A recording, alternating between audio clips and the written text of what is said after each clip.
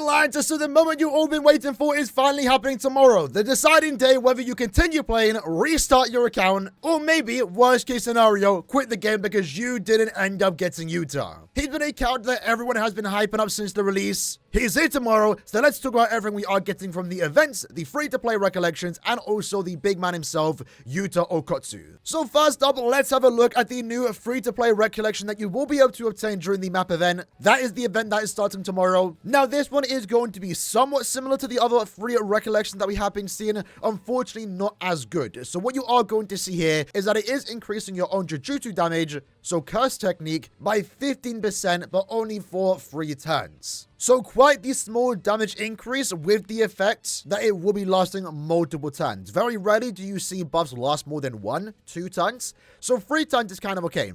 I would say in general, this is going to be a decent recollection when you're autoing. The auto in this game is kind of dumb. And if you just want to get that extra bit of damage as the characters spam their first skill, someone like Gojo, for example, it's not a bad recollection to put on just to get that extra bit of damage. So personally, I can definitely see the use of it. I might find myself using it during boss battles that I need to auto over 50 plus times. Alongside that though, at Limit Breaker 1, once you are under 40% HP, it will decrease the damage that you do take by 15% for 2 turns. So again, I kind of look at this recollection as a auto recollection. It's decreasing the damage by a certain percentage. It's increasing your curse technique by a certain percentage. It's nothing crazy, but on auto, considering how bad the AI is, you can make this work. You can make this work, so I don't dislike it. I don't dislike it. And again, we will be obtaining this during the map event that we are getting tomorrow. Alongside that, we're going to get a lot of other great items, summon tickets, cubes, limited items like the Phantom Medals, Jujutsu Crystals too. Most importantly though, once the main boss does begin, you will be able to get that limited time title, more summon tickets, more crystals, and also through the exchange shop, you will be able to obtain summon tickets for the Yuta banner and also the upcoming Ghetto banner that will be beginning in like 3-4 days time. So I would recommend, if possible, if you aren't super impatient, try and farm out all the tickets that you can get, which from my memory can be done in the first day within the first hour, and then use those tickets first, because the last thing you want to do is spend all your crystals, get Yuta, luckily, and then maybe you get him again from a summon ticket. While getting a duplicate of Yuta wouldn't be too bad, it could have saved you potentially 30,000 crystals. But since you're likely planning to go deep on this particular banner, let's talk about the recollection that you might also get while pulling for Yuta. In this case, what it is going to do upon activating a command skill or ultimate, it will increase your own Jujutsu damage and also Taijutsu damage, so physical and also curse, by 30% for 2 turns. As of right now, personally, I've not really gotten a use out of recollections that do stuff like this where they're buffing both, but for hybrid characters that do both physical and curse technique damage, something like this can be decent, because while it is only a 30% increase, if they're doing both, technically it's a 60% damage increase for 2 turns. A character like Yuta, who we'll talk about in a second, is someone that can technically benefit from this because he does have a few attacks, namely his third skill, where it's a combined attack from his physical and also curse technique. I think if anything, the best part about it is the fact that it does last 2 turns, so once more, another recollection that you can definitely make work, and if you do plan to go deep for Yuta specifically, chances are you are also going to get this. And if you do get a duplicate of it, once you get under 40% HP, you will recover your own HP by 20%, but this will only happen 1 time during battle. And again, I think the idea is that you do want to use this on Yuta. So now let's talk about Yuta, right? A character that we've all been hyping up. One, he's a cool character. It's a movie collaboration. The biggest thing about him, the reason why you do want to have him on your account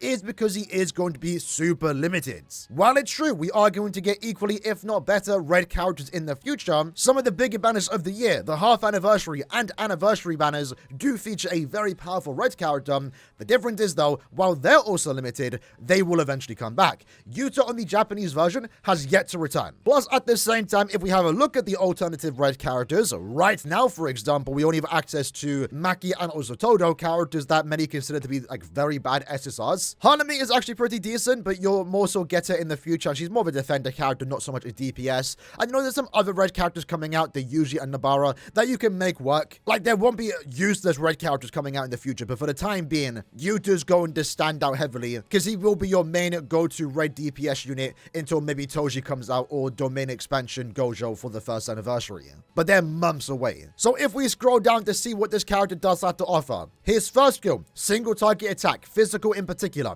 His second skill, only costing 20 curse energy, is going to be an AoE attack dealing curse damage to all enemies, while also decreasing their critical hit resistance by 15% for 2 turns. So not only is it going to be a good just AoE attack, dealing some good damage, it's also going to have that additional effect that will allow you and your allies to have a higher chance to then hit criticals. If your curse technique stats is higher than the enemy's remaining HP, it will actually just instantly kill the enemies, with the exception of probably some big bosses. So this skill has just a lot to unpack. It's going to be really good, especially if you get duplicates for this character, right? Because the higher your stats, the higher chance you have to actually instantly kill any enemy you do attack. His third skill is going to be a combined attack, physical, and also curse technique to a single enemy, and that's where that particular Ssr recollection that you might get during the summons for Yuta will come in handy. His ultimate, however, is going to be an absolute nuke, almost 2,000 curse technique damage to all enemies, while also increasing his curse technique damage and also physical technique damage by 20% for 4 turns. Keep in mind though, once you do actually use your ultimate, for 4 turns you will not be able to fill up your own ultimate gauge, so you are kind of just locked into dealing damage on your skill 1, 2, and 3, which honestly is fine. He's going to be doing a lot of damage regardless. That's not all though, because one of the best parts about Yuta is that he has really good auto skills. His first one being, if any ally's HP is 60% or below, and your own curse energy is above 10, it will recover all allies' HP by 25%. Having a really good DPS unit in combination with having that utility healing effect is so good. It's going to be really, really good, especially if you are lacking that one particular recollection that can heal all your teammates. While good DPS characters are always going to be valuable, during hard content where the enemies are doing too much damage, having that way to heal your teammates is always going to be equally as valuable, and that's where Yuta comes in. And if that wasn't enough too, he's going to increase his damage by 10%, technically 20 depending on the attack that you are using, and also fill up his ultimate gauge by an additional 200. And he'll do this 3 times in battle, so 3 team heals depending on the ally's HP. More often than not, depending on the quest that you are going against, you're not even going to notice this limit of only happening 3 times during a battle. Furthermore, he's also got an additional auto skill where every time he is targeted by an attack, a melee one particularly, he will deal damage back to the enemy. So overall, great DPS unit, good AoE on his second skill and also ultimate, great heals for your team, and more specifically, he's a red character that is super limited.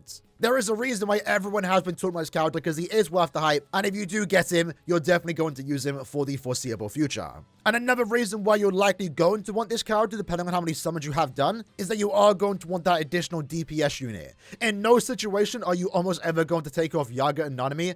They're going to be good support characters. You might want to replace Nanami for someone like Megami, for example, to have 3 DPS units, and you know, Megami in particular does double down as also an additional support once he does activate his domain. Gojo is never leaving the fields, or more so he's leaving after 7 turns. But he's going to be a mainstay in your team until you get the other Gojos. So Yuta is going to fulfill that additional DPS slot and again have that utility effect with the heal. If you have a team like this, for example, you would likely just remove Nobara to the backline. So when Gojo does leave, you have a decent additional DPS unit to fill in Gojo's spot. In the future, when we do get that tower game mode, that's going to encourage you to use teams of one particular attribute. That's where Yuta's going to shine equally as more, because he is going to be the best red DPS unit. The wiki also does recommend some of the best recollections that you can use, and these I would also agree with. As always, non-stun is always going to be great. It's a mainstay for so many units in the future, and for those that aren't aware what that does do, it's increasing your curse technique damage by 80%, and you can only use it when your ultimate is activated. This makes it good for autoing, because when you are autoing, it ensures that you're always going to use recollection when the ultimate is ready. And if you do limit break it, which you can easily do, as they do give plenty of duplicate resources for recollections, it will fill your ultimate gauge by 200 at the start of each wave, making it easier for your character to ultimate. While Yuta does have a mixture of physical and also curse technique multipliers for his certain skills, the ultimate in particular is strictly 2000 damage in curse technique. So non-stunner is going to be great for his particular ultimate. If you're looking for ways to increase his potential third skill, maybe second, really depends on what you want to do. Some of these recollections are also going to be good. Adult time in particular is an example, because it increases own damage dealt by 75%. So you're not tied behind only increasing curse technique, physical, it's doing both. It's similar to the one that you're going to be able to get in the banner with him, but this one is only for 1 turn. So if you want to, you could use the one that is releasing alongside Yuta. At the same time, if you have none of those, you can always just use this one that we did get during the event, because at maximum break, this would be giving you a 65% damage dealt increase. He's a fairly simple unit, a great one at like that, and a character you don't want to miss out on. The collaboration itself does begin tomorrow. We're going to get a lot of freebies during the event. For logging in, you actually get 10 free summon tickets, so some of us watching this video might get Yuta for free without even needing to spend any cubes. I wish you all good luck. Let me know your summon plan in the comments below. How many cubes do you have? For me, almost 40,000 on my free-to-play account, and for my pay-to-play account, because I went too deep on Megami, I have around 20,000. Hoping for the best, hoping to get in with both accounts, but I hope you liked the video. See you guys next time. Take care, and peace.